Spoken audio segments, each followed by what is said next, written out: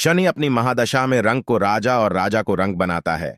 इसलिए आज हम आप लोगों को शनिदेव की कृपा कैसे हो उस बारे में बताएंगे। जिन लोगों ने अभी तक हमारे चैनल को सब्सक्राइब नहीं किया है वह लोग सब्सक्राइब कर लें। शनिदेव उनके परिवार में सुख शांति व वैभव बनाए रखें तथा उनकी संतान को सुख व समृद्धि प्रदान करें। उन सभी लोगों का जीवन खुशहाल बनाएं जो भी इस चैनल को सब्सक्राइब करें। इस वीडियो के अंत में हम आपको एक ऐसा काम बताएंगे जिसको करने में आप लोगों को तनिक भी कठिनाई नहीं होगी। बहुत ही आसान तरीका बताने वाले हैं जिससे कि आप सभी के ऊपर शनिदेव की कृपा बनी रहेगी। ज्योतिष में शनि को एक ऐसा ग्रह माना गया है जो रंक को राजा और राजा को रंक बनाने की क्षमता रखता है। यह बात बिल्कुल सही है, परंतु किसी व्यक्ति का भाग्य कैसा होना चाहिए यह पूरी तरह से इस बात पर निर्भर करता है कि उस व्यक्ति की राशि क्या है, उस राशि के स्वामी ग्रह से शनि ग्रह का क्या कनेक्शन बन रहा है। यदि संबंधित व्यक्ति के राशि ग्रह के साथ शनि शुभ युति बनाता है तो ऐसा व्यक्ति गरीब घर में जन्म लेकर भी राजा के समान ऐश्वर्य प्राप्त करता है। आप लोगों को एक छोटी सी कहानी के माध्यम से शनिदेव के प्रभाव के बारे में बताते हैं। एक समय की बात है कि नवग्रहों के बीच श्रेष्ठता को लेकर विवाद हो गया। सभी ग्रह देवराज इंद्र के पास पहुंचे कि यह आप फैसला करके बताएं कि हम नवग्रहों में कौन श्रेष्ठ हैं। देवराज इंद्र ने इस समस्या का समाधान करने के लिए सभी ग्रहों को राजा विक्रमादित्य के पास भेज दिया, यह कहकर कि पृथ्वी पर इस समय बहुत ही न्यायप्रिय राजा विक्रमादित्य उज्जैन में राज्य करते हैं। आप उनके पास ही यह प्रश्न लेकर जाइए। भी ग्रह राजा विक्रमादित्य के पास पहुंचे कि यह बताएं कि हम सभी ग्रहों में कौन श्रेष्ठ हैं। ग्रहों के इस प्रश्न को सुनकर राजा विक्रमादित्य सोच में पड़ गए, क्योंकि किसी को भी छोट बताया तो वह नाराज हो जाएंगे। राजा ने प्रश्न का उत्तर देने के लिए एक युक्ति निकाली।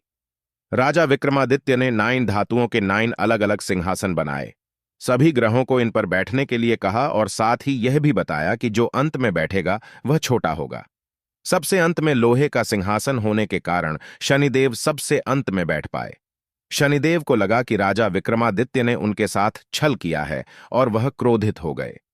राजा विक्रमादित्य की 7:30 आई तो एक दिन शनि महाराज घोड़े के व्यापारी बनकर विक्रमादित्य के पास आए। राजा विक्रमादित्य ने एक घोड़ा पसंद किया और उस पर सवार हो गए। यहीं पर विक्रमादित्य शनि के फेर में फंस गए। घोड़ा राजा विक्रमादित्य को घने जंगल में ले जाकर गायब हो गया। राजा विक्रमादित्य भटकते हुए एक नगर में पहुंचे। वहां एक सेठ की दुकान पर राजा ने जल पिया और विश्राम करने लगे। संयोगवश उस दिन सेठ की अच्छी कमाई हुई।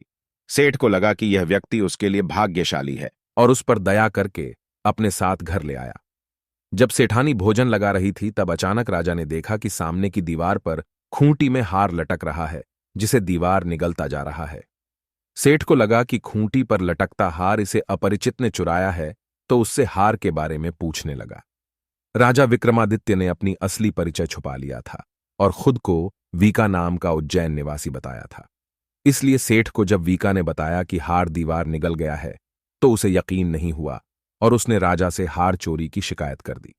राजा ने विक्रमादित्य से हार के बारे में जानना चाहा तो उसने बताया कि उसके देखते ही देखते खूंटी ने हार को निगल लिया था। इस बात पर राजा क्रोधित हो गए और उन्होंने चोरी करने के अपराध में विक्रमादित्य के हाथ पैर काटने का आदेश दे दिया। राजा विक्रमादित्य के हाथ पैर काटकर उनको नगर की सड्डक पर छोड़ दिया गया। कुछ दिन बाद एक तेली उसे उठाकर अपने घर ले गया और उसे अपने कोल्हू पर बैठा दिया। राजा आवाज देकर बैलों को हाँकता रहता। इस तरह तेली का बैल चलता रहा और राजा को भोजन मिलता रहा। शनि के प्रकोप की 7:30 पूरी होने पर वर्षा ऋतु प्रारंभ हुई। राजा विक्रमादित्य एक रात मेघ मल्हार गा रहे थे कि तभी नगर के राजा की लडेडीडीह की राजकुमारी मोहिनी रथ पर सवार उस तेली के घर के पास से गुजर रही थी। उसने मेघ मल्हार राग सुना तो वह मोहित हो गई। राजकुमारी ने दासी को भेजकर गाने वाले को बुला लाने के लिए कहा। दासी ने लौटकर राजकुमारी को अपंग राजा के बारे में सब कुछ विस्तार से बता दिया।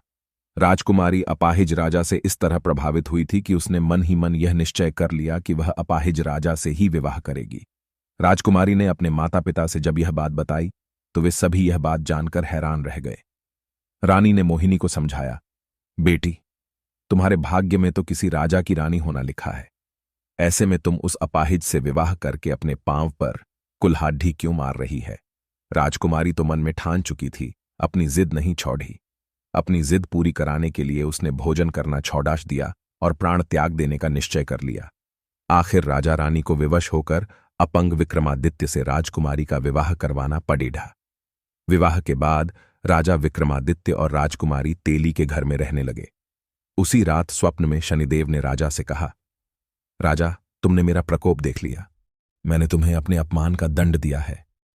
राजा ने शनिदेव से क्षमा करने को कहा और प्रार्थना की, हे शनिदेव, आपने जितना दुख मुझे दिया है अन्य किसी को न देना। शनिदेव ने कुछ सोचकर कहा, राजा, मैं तुम्हारी प्रार्थना स्वीकार करता हूं। जो कोई स्त्री पुरुष मेरी पूजा करेगा, शनिवार को व्रत करके मेरी व्रत कथा सुनेगा, उस पर हमेशा मेरी अनुकंपा बनी रहेगी। प्रातःकाल राजा विक्रमादित्य की नींद खुली तो अपने हाथ पांव देखकर राजा को बहुत खुशी हुई। उसने मन ही मन शनिदेव को प्रणाम किया।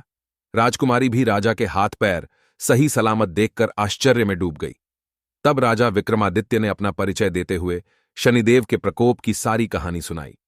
सेठ को जब इस बात का पता चला तो दौड़ता हुआ तेली के घर पहुंचा और राजा के चरणों में गिरकर क्षमा मांगने लगा। राजा ने उसे क्षमा कर दिया क्योंकि यह सब तो शनिदेव के प्रकोप के कारण हुआ था। सेठ राजा को अपने घर ले गया और उसे भोजन कराया। भोजन करते समय वहां एक आश्चर्यजनक घटना घटी। सबके देखते देखते उस खूंटी ने हार उगल दिया। सेठ जी ने अपनी बेटी का विवाह भी राजा के साथ कर दिया और बहुत से स्वर्ण आभूषण, धन आदि देकर राजा को विदा किया। राजा विक्रमादित्य राजकुमारी मोहिनी और सेठ की बेटी के साथ उज्जैन पहुंचे तो नगरवासियों ने हर्षपूर्वक नगर की सीमा पर ही उनका स्वागत किया। अगले दिन राजा विक्रमादित्य ने पूरे राज्य में घोषणा करवाई कि शनिदेव सभी ग्रहों में श्रेष्ठ हैं। सभी नगरवासी शनिदेव का व्रत करें और शनिवार को शनि की पूजा करें एवं शनि व्रत की कथा सुनें। राजा विक्रमादित्य की घोषणा से शनिदेव बहुत प्रसन्न हुए। शनिवार का व्रत करने और व्रत कथा सुनने के कारण सभी लोगों की मनोकामनाएं पूरी होने लगी। तो भक्तों, आप लोगों को बताते हैं कि यदि आप लोग शनिदेव की कृपा चाहते हैं तो आप सुबह जब भी किसी काम से बाहर जा रहे हो तो घर में सब्जी की टोकरी से अदरक का एक छोटा सा टुकड़ा लेकर अपने मुंह में डालकर चूसते रहे। उससे आपके ऊपर शनिदेव की कृपा हमेशा बनी रहेगी। हमारे गुरुजी के अनुसार कहा जाता है कि शनि कहे, मैं अदरक पावेन काले जीत विजय करावेन। इसका मतलब यह है कि काल पर भी विजय प्राप्त करने की क्षमता अदरक में होती है। भाइयों, हमारा वीडियो कैसा लगा आप लोगों को कमेंट बॉक्स में लिखकर जरूर बताएं। जय शनिदेव महाराज की।